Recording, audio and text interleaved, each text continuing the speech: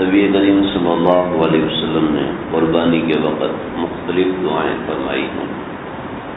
ایک تو بسم اللہ واللہ اکبر اور بسم اللہ اللہ اکبر قربانی ذبح کرتے وقت یہ آپ نے دعا پڑھی ہے. اس کے علاوہ اور دعاؤں کا بھی ذکر ہے. حضرت جابر رضی اللہ تعالیٰ عنہ سے روایت ہے کہ نبی کریم صلی اللہ علیہ وسلم نے عید قربان کے دن 2 دمبے جو سینگ دار ابلغ اور خصی تھے ذبح کرنے چاہے تو ان کو قبلہ رخ کیا اور یہ پڑھا انی وجہت وجہی للذی فطر السماوات والارض علی ملت ابراہیم حنیفا وما انا من المشرکین. یہ قرآن مجید میں جو دعا ہے اس سے تھوڑی سی مختلف ہے. پھر آگے وہی دعا جو قرآن مجید میں ہے ان صلاتی ونسکی ومحیای ومماتی للہ رب العالمین. پھر تھوڑا سا لا شریک لہ وبذلک امرت وانا من المسلمین اور اللہم منک ولد عن محمد وامتہ بسم اللہ واللہ اکبر. اور ثم ذبح پھر اس کے بعد آپ صلی اللہ علیہ وسلم نے ذبح فرمایا. تو یہ اور بھی دعائیں ہیں. بہشتی زیور ایک کتاب ہے اس کے اندر بھی یہ ساری دعائیں الگ الگ منقول ہیں. انی وجہت وجہی للذی فطر السماوات والارض حنیفا. تو یہ اس وقت پڑھی جاتی ہے جب جانور کو قبلہ رخ کر کے لٹا دیا جاتا ہے. جب جانور کو قبلہ رخ کر کے لٹا دیا اور اس کی گردن قبلے کی طرف ہو اس وقت یہ دعا پڑھ کے اور پھر کہ آپ صلی اللہ علیہ وسلم نے یہ دعا پڑھ کے پھر پڑھا بسم اللہ واللہ اکبر اور یہ کہہ کر آپ نے جانور کو ذبح کروایا. تو اس میں 1-2 باتیں یہ ہیں کہ آپ صلی اللہ علیہ وسلم نے 2 جانوروں کی قربانی کی. تو ایک اپنی طرف سے اور ایک امت محمدیہ صلی اللہ علیہ وسلم کی طرف سے. میں نے پہلے بھی عرض کیا تھا کہ دمبے کی قربانی میں تو 1 سے زائد لوگ شریک نہیں ہو سکتے. یہ صرف ثواب میں شرکت ہے, حصے میں شرکت نہیں ہے. تو آپ صلی اللہ علیہ وسلم نے ساری امت کے لیے جو قربانی کی. اور بعض روایتوں میں یہ بھی آیا کہ آپ صلی اللہ علیہ وسلم نے فرمایا کہ اللہ یہ میری امت کے ان لوگوں کی طرف سے جو قربانی نہیں کر سکے, یعنی ان کو یہ قربانی کے ثواب میں سے کوئی نہ کوئی حصہ مل جائے. دوسری بات یہ ہے کہ آپ صلی اللہ علیہ وسلم نے 2 دمبے ذبح کیے جو کہ سینگ دار تھے, ابلغ تھے اور خصی تھے. یعنی خصی جانور کی قربانی کرنا بھی, خصی دمبے کی اور بکرے وغیرہ کی یہ قربانی کرنا بھی جائز ہے. تو یہ اس حدیث کے اندر اور بھی تشریحات ہیں لیکن قربانی کے حوالے سے بس اتنا کافی ہے. عن حنش رضی اللہ تعالیٰ عنہ قال رأيت علی رضی اللہ تعالیٰ عنہ يضحي بكبشين فقلت له ما هذا فقال ان رسول الله صلى الله عليه وسلم اوصاني ان اضحي عنه فانا اضحي عنه. حضرت حنش رضی اللہ تعالیٰ عنہ فرماتے ہیں میں نے حضرت علی رضی اللہ تعالیٰ عنہ کو 2 دمبے قربانی کرتے ہوئے دیکھا تو کہا یہ کیا ہے, یعنی جب 1 دمبے کی قربانی کافی ہے تو آپ 2 دمبوں کی قربانی کیوں کرتے ہیں؟ تو حضرت علی رضی اللہ تعالیٰ عنہ نے فرمایا کہ رسول کریم صلی اللہ علیہ وسلم نے مجھے یہ وصیت فرمائی تھی کہ ان کے وصال کے بعد میں ان کی طرف سے بھی قربانی کیا کروں, لہذا ایک قربانی میں ان کی طرف سے کرتا ہوں. اس سلسلے میں 2 احتمال ہیں. یا تو حضرت علی اپنی قربانی کے علاوہ 2 دمبے آپ صلی اللہ علیہ وسلم کی طرف سے قربانی کیا کرتے تھے, جیسا کہ آپ صلی اللہ علیہ وسلم اپنی زندگی میں 2 دمبوں کی قربانی کیا کرتے تھے. یا پھر یہ کہ حضرت علی رضی اللہ عنہ 1 دمبے کی قربانی تو اپنی طرف سے کرتے ہوں گے اور 1 دمبا حضرت صلی اللہ علیہ وسلم کی طرف سے. بظاہر یہ معلوم ہوتا ہے کہ حضرت علی رضی اللہ عنہ کا یہ ہمیشہ کا معمول تھا کہ ہر سال وہاں حضرت صلی اللہ علیہ وسلم کی طرف سے قربانی کیا کرتے تھے. ایک بات سمجھ میں آتی ہے کہ میت کی طرف سے، یعنی جو دنیا سے رخصت ہو چکا ہے، اس کی طرف سے اور اس کے ایصال ثواب کے لیے قربانی کرنا جو ہے وہ جائز ہے۔ بہت سے لوگ تو نہیں، آج کے زمانے میں چند ایک لوگ ایسے بھی ہیں جو یہ کہتے ہیں کہ ایصال ثواب تو جائز ہی نہیں ہے اور ایصال ثواب تو ہوتا ہی نہیں ہے، بس اللہ تزر وازرۃ وزر اخری، جیسے کوئی کسی کا بوجھ نہیں اٹھائے گا ایسے کوئی کسی کی نیکی بھی نہیں اٹھا سکتا۔ تو اس آیت کا یہ مطلب نہیں ہے، یہ حدیث بالکل واضح ہے، میں نے اس لیے آپ کے سامنے عبارت پڑھی اور بالکل صحیح حدیث ہے، ابو داؤد اور ترمذی کی روایت ہے کہ کسی دنیا سے جانے والے کے لیے ایصال ثواب کرنا یہ بالکل جائز ہے اور مبارک عمل ہے۔ آپ صلی اللہ علیہ وسلم نے صرف اس جگہ نہیں بلکہ اور بھی کئی جگہوں پر فرمایا کہ آدمی جب دنیا سے چلا جاتا ہے تو اس کی نیک اولاد اور اس کا مال صالح اور اس کا صدقہ جاریہ اس کے لیے ہمیشہ کام آتا رہتا ہے۔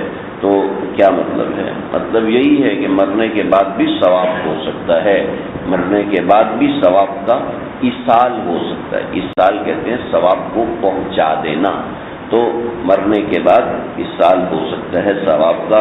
آپ صلی اللہ علیہ وسلم نے فرمایا کہ جو شخص دنیا سے چلا جاتا ہے تو اس کو قبر میں اپنے لیے ثواب کی ایسے ضرورت ہوتی ہے جیسے کہ صحرا کے اندر پیاسے کو پانی کی ضرورت ہوتی ہے۔ تو جن کے اعزا اور اقارب دنیا سے جا چکے ہیں اور وہ صاحب حیثیت بھی ہے تو اس کو چاہیے کہ اپنے اعزا اور اقارب کی طرف سے بھی قربانی کرے، اگر اللہ نے وسعت دی ہے، اگر اللہ نے سہولت دی ہے، اور اس کے ساتھ ساتھ نبی کریم صلی اللہ علیہ وسلم کی طرف سے بھی قربانی کرے کہ جب آپ صلی اللہ علیہ وسلم کو پتہ چلے گا کہ فلاں بن فلاں اور جی ماڈل کالونی سے اور فلاں علاقے سے فلاں مرد ہے، فلاں عورت ہے، اس نے میری طرف سے قربانی کی ہے، تو آپ صلی اللہ علیہ وسلم کو کتنی خوشی ہوگی۔ آپ صلی اللہ علیہ وسلم کا معمول تھا جو دنیا میں آپ صلی اللہ علیہ وسلم کو کوئی چھوٹی سی چیز بھی ہدیہ کرتا تھا تو آپ اس کے اوپر بڑی خوشی کا اظہار فرماتے تھے اور ہدیے کو اس کے سامنے بھی کبھی استعمال فرماتے تھے اور کبھی اس کے سامنے ہاتھ اٹھا کے آپ صلی اللہ علیہ وسلم دعا دیا کرتے تھے۔ سوال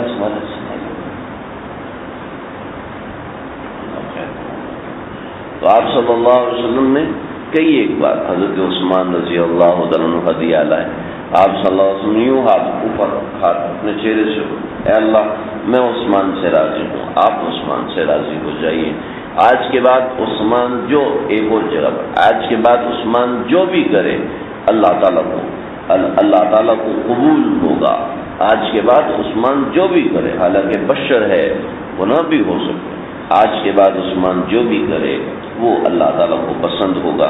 یہی مفہوم ہے اس کا کہ اللہ تعالیٰ اس کو یعنی کہ بخشش فرما دیں گے، یہ روایت کا مفہوم ہے، صحیح الفاظ مجھے یاد نہیں۔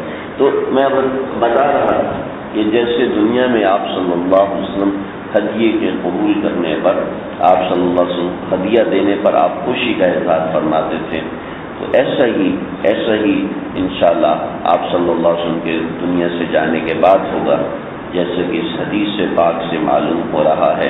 اور دوسری بات یہ ہے کہ کوئی شخص قربانی اگر آپ صلی اللہ علیہ وسلم کی طرف سے نہیں کر سکتا تو اس کو مایوس ہونے کی ضرورت نہیں ہے، کچھ جتنا ہو سکتا ہے روزانہ درود شریف پڑھا کریں اور روزانہ اس کا ایصال ثواب نبی کریم صلی اللہ علیہ وسلم کو کیا کریں۔ ہمارے ایک عالم ساتھی ہیں، وہ روزانہ درود شریف کی تصویر ان کا معمول تھا، تو کہنے لگے کہ میں تو ایسے ہی استحضار کر کے تھوڑا سا پڑھنے کی کوشش کرتا تھا، لیکن دوسری طرف معاملہ ہی اور ہوتا ہے۔ بھی کیا معاملہ ہوتا ہے؟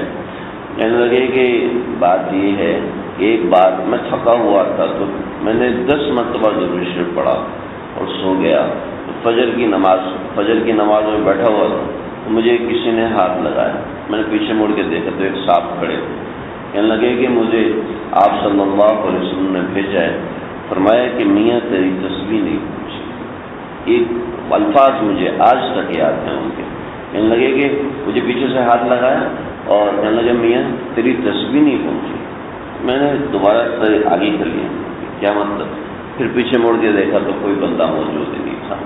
تو یہ ہم تو بڑے سبحان اللہ پڑھ کے ہم بھول جاتے ہیں، لیکن اللہ تعالیٰ اس کی قیمت لگاتے ہیں، اور جو قیمت لگاتے ہیں وہ ہماری وسعتوں سے بڑھ کر ہوگی.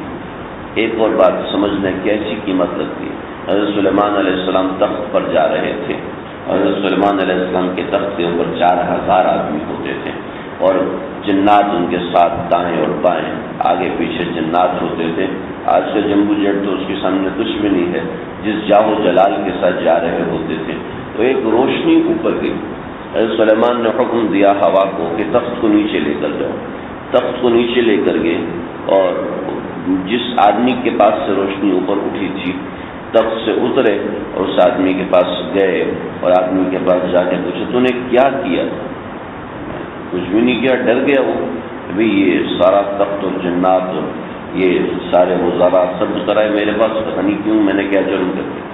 حضرت سلمان نے فرمایا کہ نہیں، تو نے ہمیں دیکھ کر کہا کیا تھا؟ تو میں نے آپ کو دیکھ کر یہ سوچا تھا حضرت داؤد علیہ السلام کی اولاد کو اللہ نے کیسی عزتوں سے نوازا ہے، کیسے جاہ اور جلال سے نوازا ہے. تو یہ سوچ کر میرے منہ سے سبحان اللہ نکل گیا تھا. یہ سبحان اللہ تسبیح کا نہیں ہے اور عبادت کا نہیں ہے، بلکہ اس کو کہتے ہیں سبحان اللہ فجائی. جیسے ہم کوئی افسوسناک بات دیکھیں منہ سے، یہ ایسے کر کے منہ سے بات نکل جاتی ہے، تو اس کو اس آواز کو کہتے ہیں فجاءتن، کہ اچانک ایک بلا وجہ ہی بات نکل گئی. تو ان کے منہ سے ایسی سبحان اللہ ایسے نکل گیا. تو فرمایا حضرت سلیمان نے فرمایا کہ یاد رکھو میرا یہ تخت اور تاج اور سب کچھ فنا ہونے والا ہے، لیکن تیری یہ ایک سبحان اللہ جو اللہ کے پاس گئی ہے یہ قیامت تک تیرے نام اعمال میں لگی رہے گی. تو یہ ہم اپنے کسی بھی عمل کو چھوٹا نہ سمجھیں. کوئی ایک چھوٹی سے چھوٹی نیکی ہو سکتا ہے، کوئی ٹکڑا مسجد سے اٹھا کے جیب میں ڈال لیا کہ یہ مسجد میں گندگی مچ رہی ہے، ہو سکتا ہے یہی ٹکڑا اٹھا کے جنت میں لے جائیں. تو کسی بھی نیکی کو معمولی نہیں سمجھنا.